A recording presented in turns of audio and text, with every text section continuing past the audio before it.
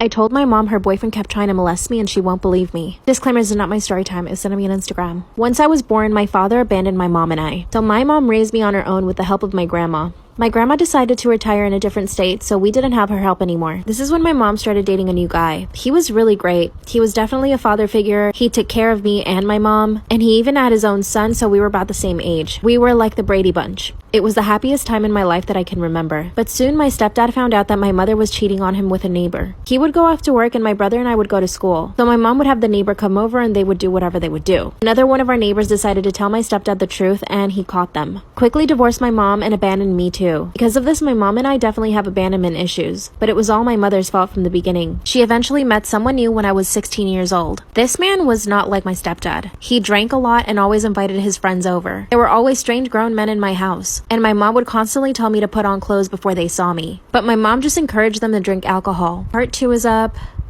I told my mom her boyfriend tried to molest me and she won't believe me. Disclaimer, this is not my story time, it's sending me on Instagram. At this point I was 16 and I was growing into my body. I was a teenager going through puberty. My mom's boyfriend would always invite his guy friends over. And anytime I came out of my room, they would make comments about my body and how quickly I was growing. Then my mom would tell me, you need to cover up before they see you. Instead of my mom protecting me and telling these men not to talk to me like that, she was telling me to cover up. So I did. Around my stepdad and his friends, I started wearing really big t-shirts. This led me to become ashamed of the curves that I was growing into. I would even layer sports bras just to flatten my chest. That's around the time my mom's boyfriend started acting strange. Anytime I was in the bathroom, he would always make up excuses as to why he had to come in. And this man would pee in front of me. Even if I was brushing my teeth or taking a shower, he would always try to come in. I obviously started locking my door and I told my mom that I didn't want him to come in when I was in the bathroom. And she would say things like, this is his house. But he didn't pay rent. My mom was the one paying the rent.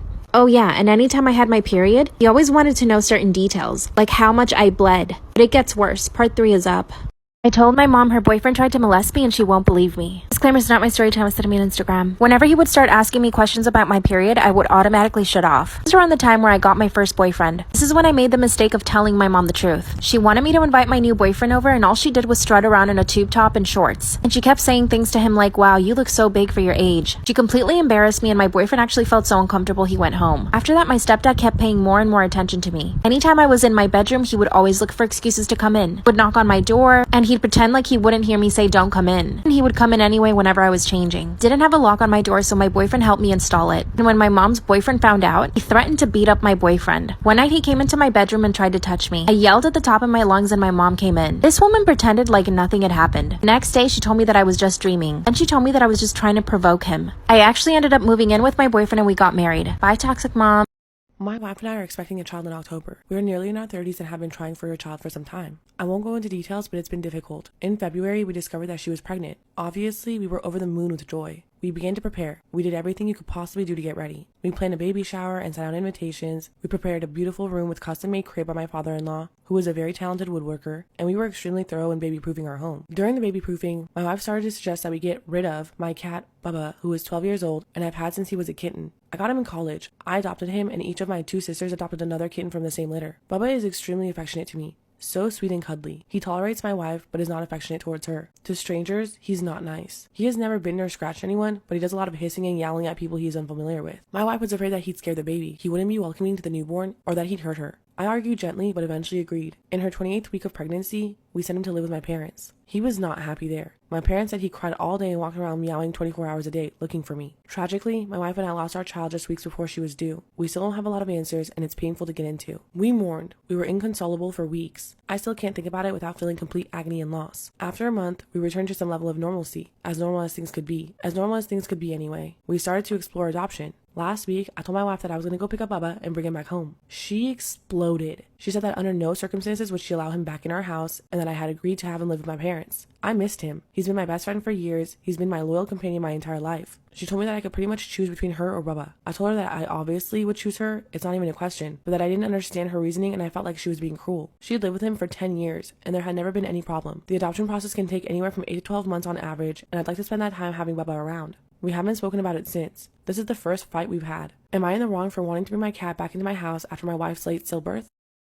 I left my boyfriend after he tried to propose. I, female 20, and my boyfriend, male 27, have been together for about a year and 3 months. From the beginning, he has always talked about marriage and kids. I want kids and that stuff too, but definitely later in life. We would often be lying in bed and he would just say, I can't wait to do this when we're married. Personally, I don't really get it. Like, what's going to change from now when we're dating to when we're married? Our relationship will still be the same one we started with. He often would just ask me casually to marry him, and I would always just answer something along the lines of, someday. He's asked me about every month for about a year, and I always answer the same. I'm very busy and I travel for an intern job for work, so I don't really see myself settling down within the next few years. For those of you thinking that I'm leading him on, I am very open with these plans. I told him that I don't even want to get engaged until I'm at least 25 and want kids late 20s to early 30s. That's just a personal boundary and preference. Whenever I would answer seriously, he would always shut down, get quiet, and look upset. If you're wondering about our age gap, I know. We met at a work party when I was 18. We're in the same field and have the same close group of friends. He never gave me creepy or ill intentions, and the only issue we seem to have is marriage and kids. The last time he casually asked, we were on the beach about a month ago, and once again I just said, I'm not ready right now. Fast forward to 2 days ago, he proposed to me for real. He took me to the mountain with a waterfall and actually got down on one knee with a ring. I didn't even look at the ring before I said no. It was like a reflex. I started walking away and crying out of shock. I knew this was the end for us. I couldn't see myself getting back together with someone who just doesn't listen to me. He started crying and begging, blah blah blah. I told him that I needed time. I flew home to my family and told him what happened. Turns out he told my family and they said that he shouldn't do it. He ignored them, never told them he was going through with it, and didn't bother to invite them to the party that he had planned after. Later found out his whole family was there. Honestly, feel great. I texted him that we're done and that the line was crossed. Unfortunately, I have to see him at work, but I don't even feel an ounce of sadness. More like relief, and I'm not totally sure why. But I'm just wondering, did I do the right thing by saying no?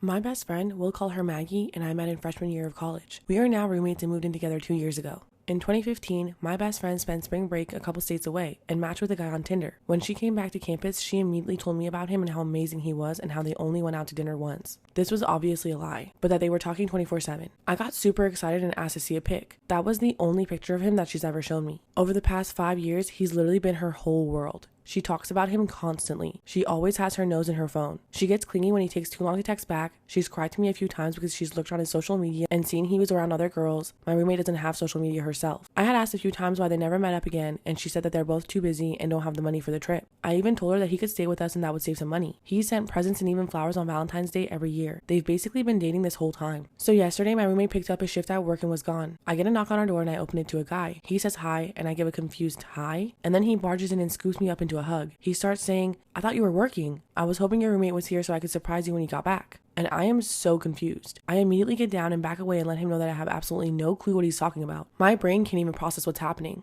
Then he looks confused and says, Maggie? And I'm like, no, that's my roommate. My roommate and I look nothing alike, so I'm even more confused. Then something kind of clicks and I think, oh my God, is this the guy she's been dating? So I say, wait, are you Adam? And he gives me a very slow yes. And I get excited and say, oh my God, I bet Maggie is going to flip out. I can't believe you're here. His demeanor completely changes. He asks me what I'm talking about. I'm Maggie, and I tell him, no, I'm Summer. At this point, I'm completely missing something that he's just pieced together. He just says, holy fuck, and looks like he doesn't know what to say. Eventually, he asks if he can sit down. I invite him in. He then proceeds to tell me for the past 5 years, he's thought he's been talking to me. Every picture he's ever seen of Maggie has actually been pictures of me. I'm completely dumbfounded and we don't know what to say to each other at first. So he gets out his phone and shows me proof. He has tons of pictures of me saved on his phone and went to their messages and showed me proof that she's been sending them to him. I felt and still feel completely sick to my stomach. I get out my phone and show him the real pictures of her. I tell him that maybe they could just talk when she gets off work. And he's really pissed at this point. I say maybe we should call her first and let her know that he's here. So I do that and she starts flipping out, saying she's not coming home. Tells him to leave and that she won't talk to him. He calls her and starts yelling at her over the phone. After everyone calms down, she eventually comes home. He's hurt and accusing. She's crying. I'm sitting there awkwardly. She tells him that she's still the same person he's had feelings for, and he screams at her, no, I thought I was in love with your roommate. And that completely makes her break down, so I tell him that maybe he should leave for the night and that everyone should have their own space. He agrees, and after he leaves, she goes completely psychotic on me and starts throwing shit around the living room. Tells me she hates me. I start crying. It's a mess. I left to stay with a friend and I haven't been back, so I don't know what's going on. I feel like I have no idea who the person I'm living with is, and I feel weirdly violated. Do I move out? Do I try to call her? She hasn't even texted me once. I don't know how to deal with this situation.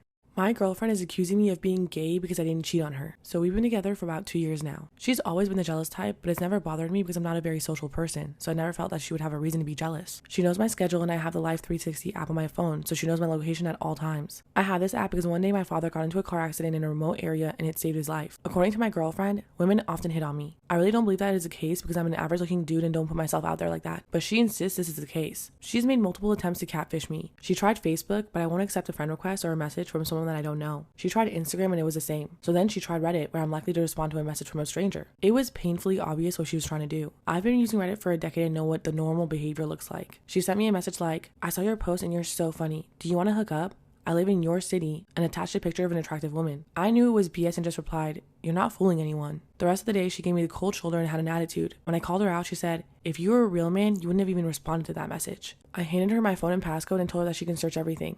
She did. She gave it back to me about an hour later. At this point, I asked, "Did you find what you were looking for?" while laughing. Now she's accusing me of being gay. She didn't find any messages between me and another women. My search history is mostly about the shows I watch and recipes I want to cook. Also some medical questions about my pets. She said if I'm not seeking out other women, I must be gay. What the hell am I supposed to do? I did nothing wrong and somehow I'm still the bad guy. She told me to leave my house the day before Christmas because she doesn't want to see me. Also called her family and said that I'm gay and now her brother wants to fight me.